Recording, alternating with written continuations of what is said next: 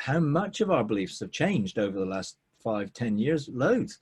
And it's like, if I'm going to say, well, I understand, and my understanding is going to shape what I believe or don't believe, then I'm going to be stuck in what I presently understand rather than what God might want to take me into. And so I'm happy for people to have different views. They're entitled to them, and I'm not going to try and change them, but I'm also not going to allow them to change me either. So, you know, if they disagree or they disapprove, well, then they're entitled to, and that's fine. And I'm okay with that. But unfortunately, you know, it tends to get messy when people start drawing hard, fast lines on, look, you cannot be in relationship with us if you believe that. Now, for me, that is not a loving perspective.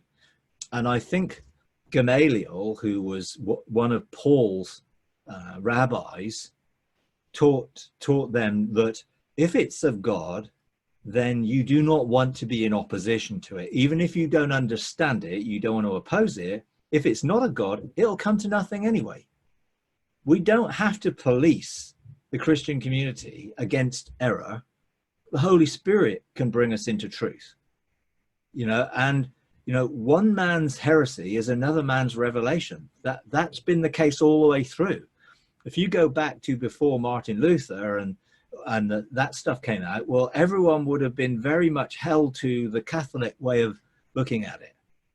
And then he comes along and challenges all that, you know, but although he had an amazing revelation of justification by faith and pinning his 95 thesis to the church door or whatever, he was still persecuting and burning others who didn't agree with him over certain things, or he didn't agree with him. He was burning them up at the stake.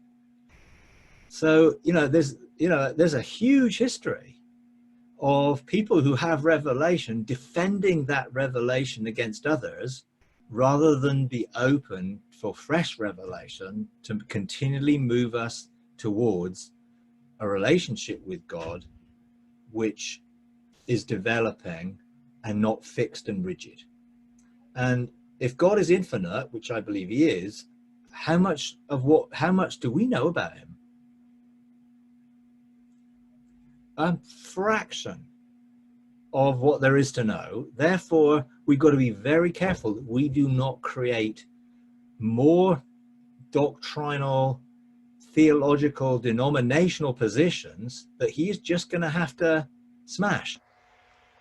So I'd rather be erring on the side of love and using love as my plumb line to what God is like, rather than anything that's come through any theological, systematic view from whatever stream, whether that be an eschatological stream or whether that be reformed or any stream.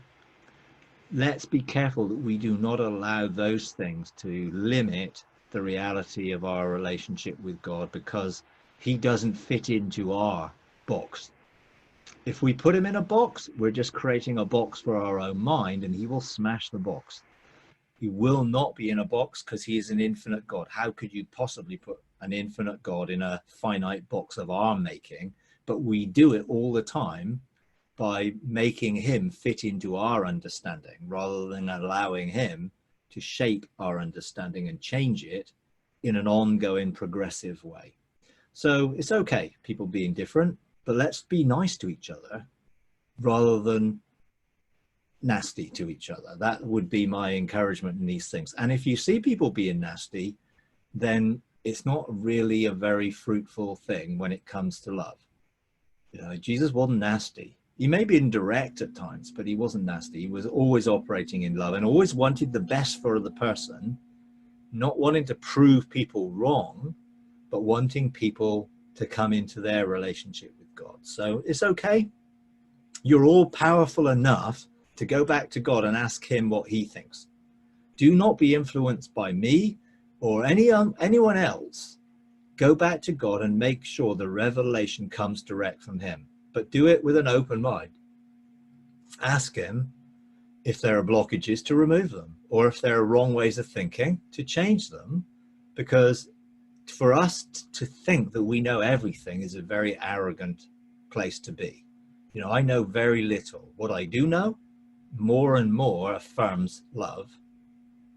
That I think aligns with who God is, but I'm sure there are many things that I presently believe that may not necessarily be fully true. And if I think that I know everything, then I'm setting myself up for a fall, really, because I know over the past 5 years, I've changed so many areas where God has renewed my thinking because I now have experienced him rather than know about him.